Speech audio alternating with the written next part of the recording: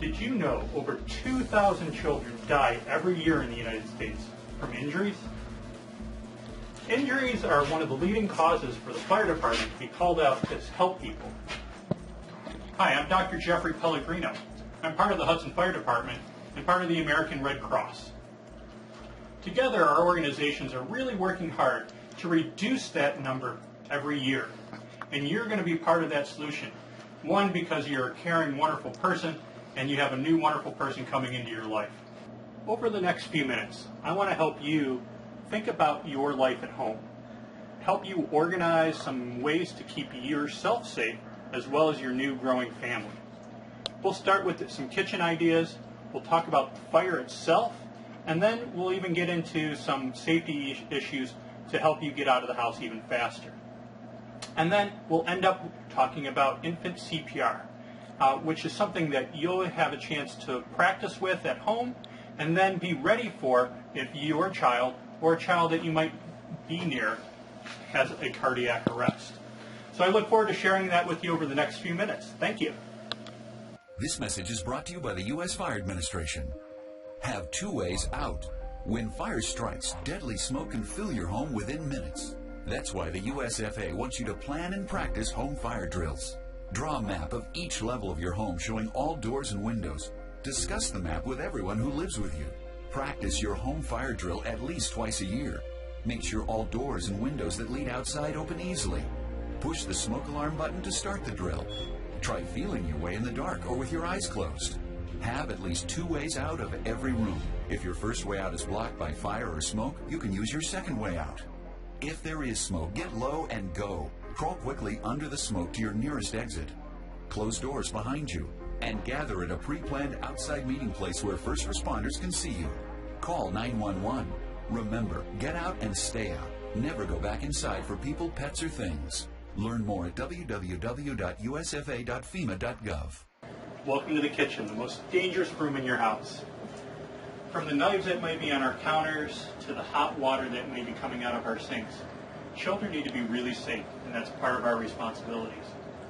I want to talk about your range as a place that you want to be particularly careful of. Ranges have a number of different issues, whether it's a gas range and a leak, or an electrical appliance that can start an electrical fire.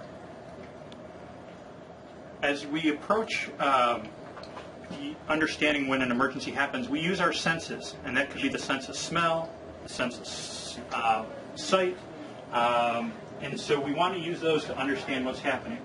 If something smells odd and it's not just burning food, we want to be considering, should we call 911 right away? If there's a smell of a burning plastic or something that feels real foreign to you, it may be something that's actually on the inside of your stove. We want you to get your children out of the house, call 911, and let a professional come and assess what's happening. If you are baking and there's a fire inside of your oven and you can see that smoke, one of the things that fire likes is oxygen. If we can cut that off by closing the door, that'll keep the fire contained. That'll give us enough time to arrive at the fire truck and to help you out. When there is a surface type of fire, say in a frying pan, you have a couple of different options. One of the things that we don't want you to do, though, is put water on that fire.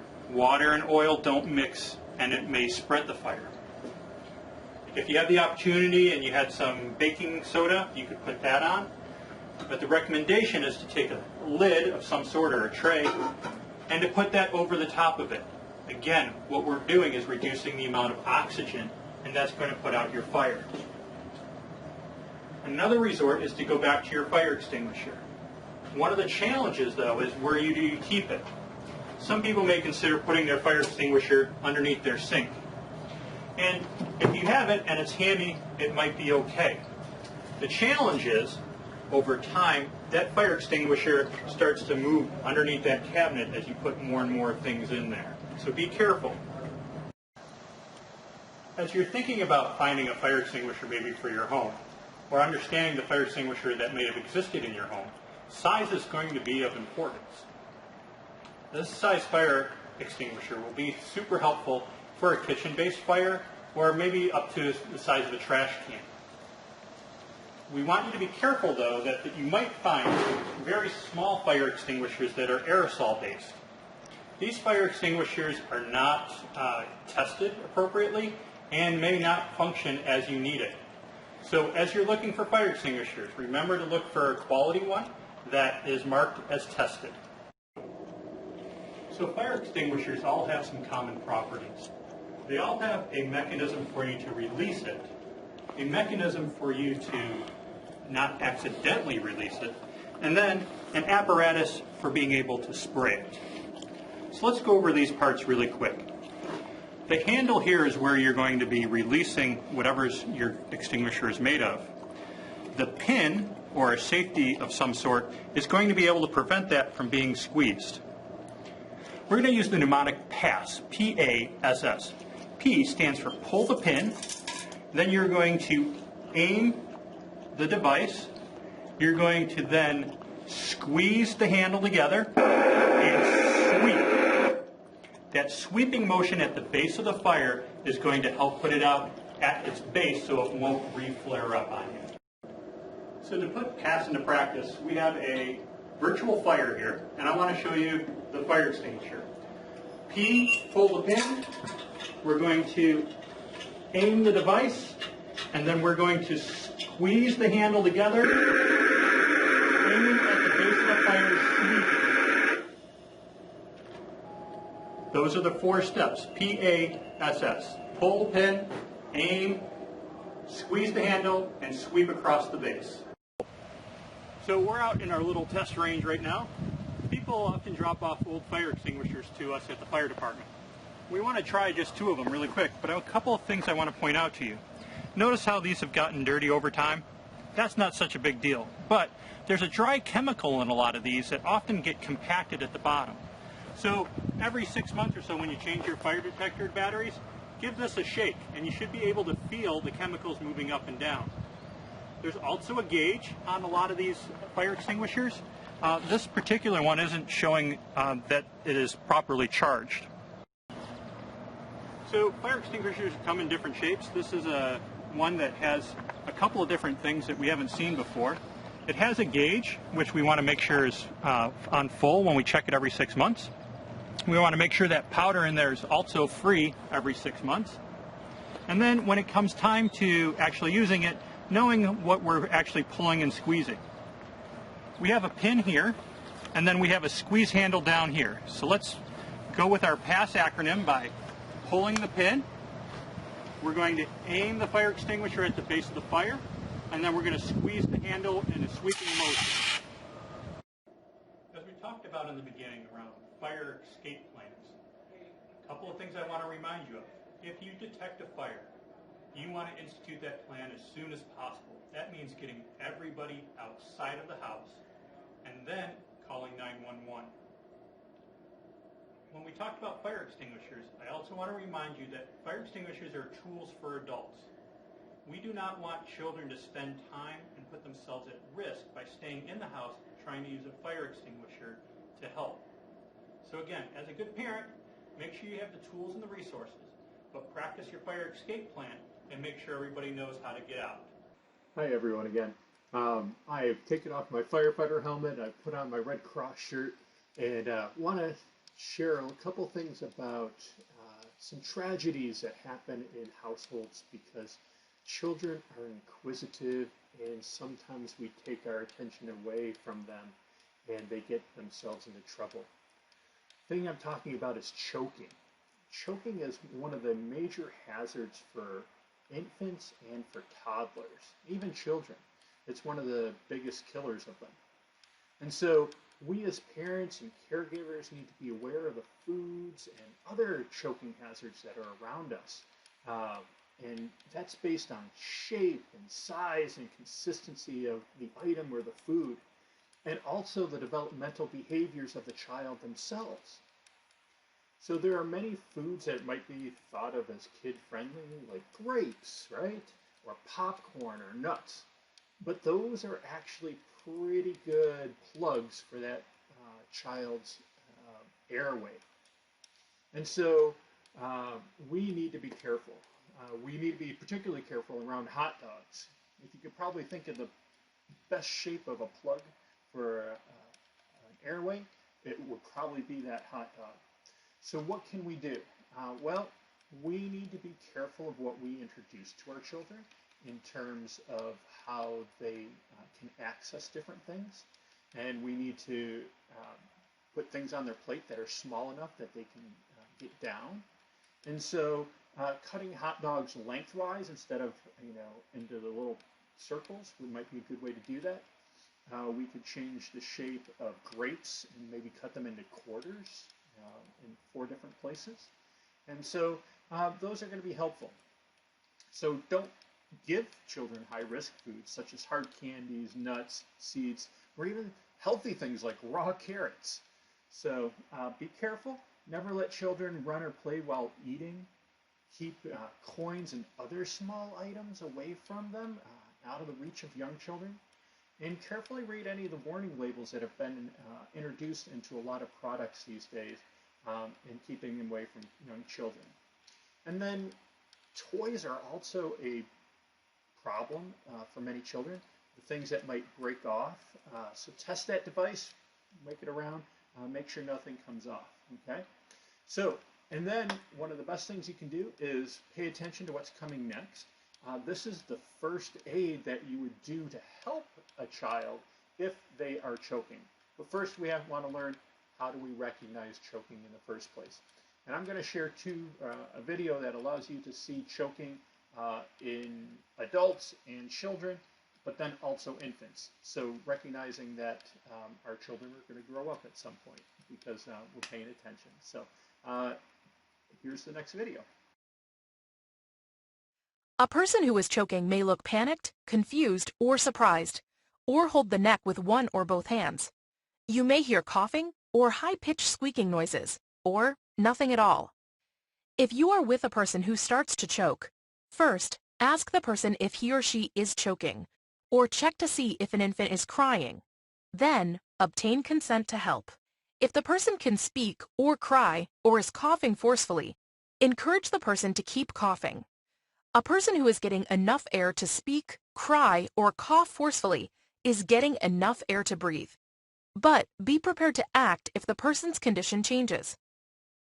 If the person is making high-pitched noises or is unable to speak, cry, or cough forcefully, the airway is blocked. Have someone call 911 or the designated emergency number immediately while you begin to give first aid for choking. The person will soon become unresponsive unless the airway is cleared. Can I help After you? confirming that the person is choking and obtaining consent, give a combination of 5 back blows and 5 abdominal thrusts. First, position yourself to the side and slightly behind the person.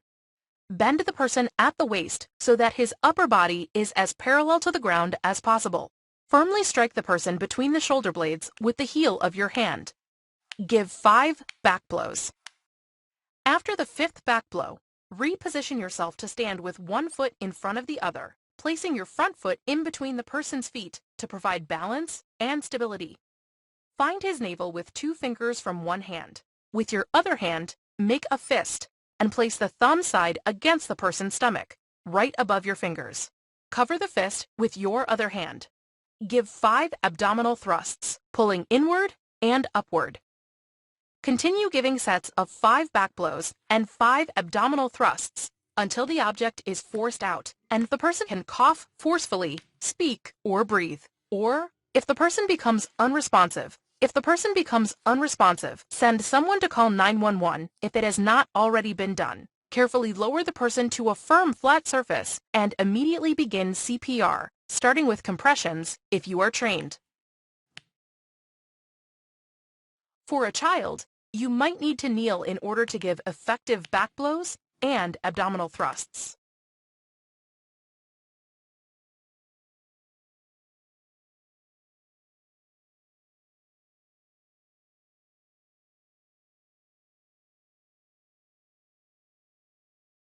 After confirming that the infant is choking and obtaining consent, give a combination of 5 back blows and 5 chest thrusts.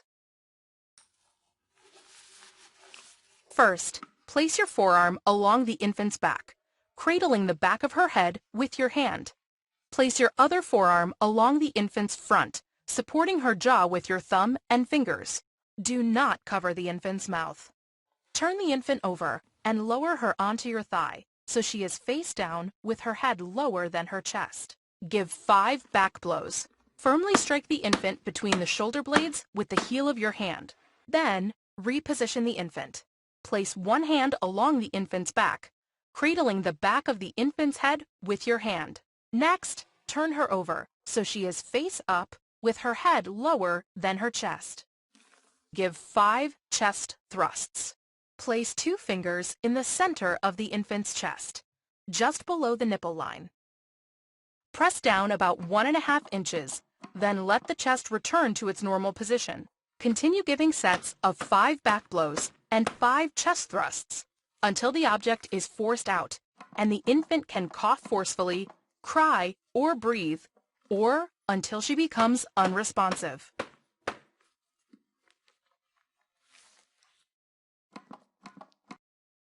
When a child is choking, we are able to get the obstruction out. Generally, a child is able to recover, but we still need to call 911 and make sure they get checked out.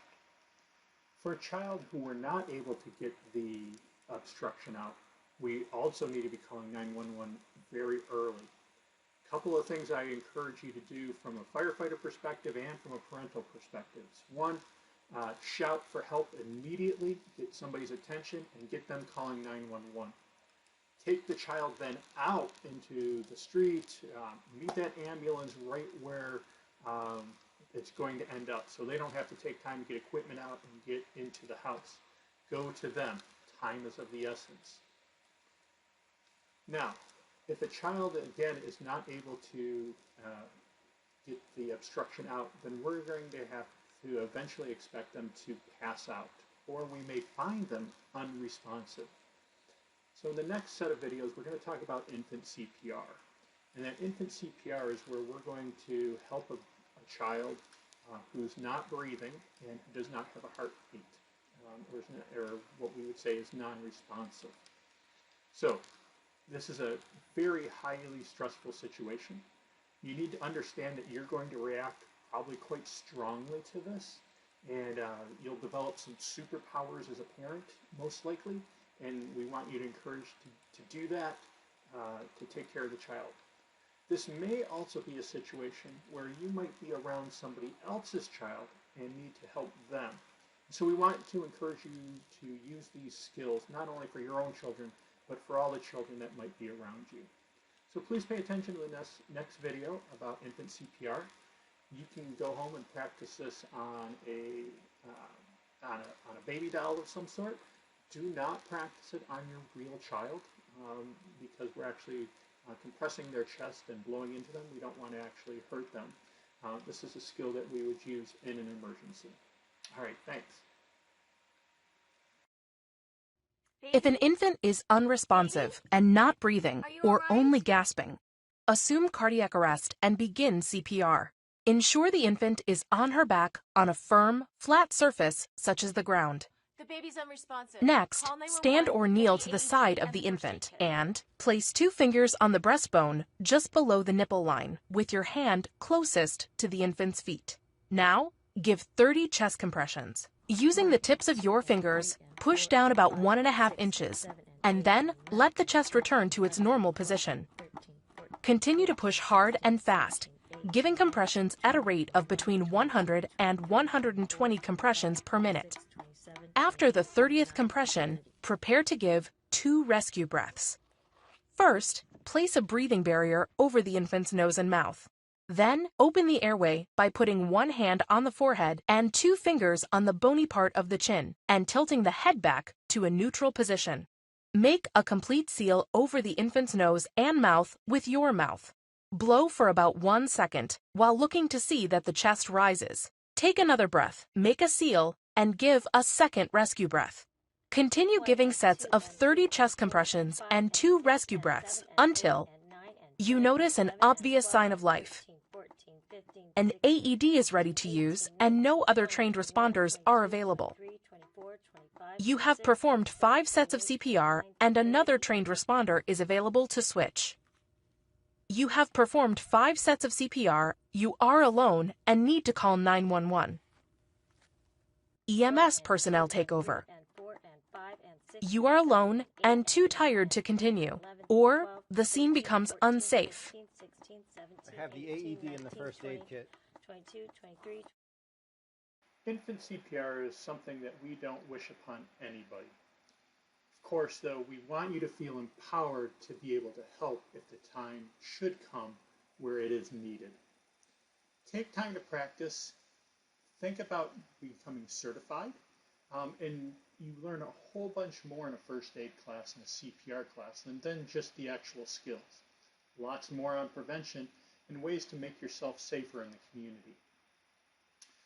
So on behalf of myself, I would like to thank you very much for participating in this course. I'm really thankful for the opportunity that this grant has provided us to be able to interact with each other, and for the resources of the American Red Cross, the Hudson Fire Department, and Altman College. With that, I wish you safety and health as you grow as a new family. Have a great day.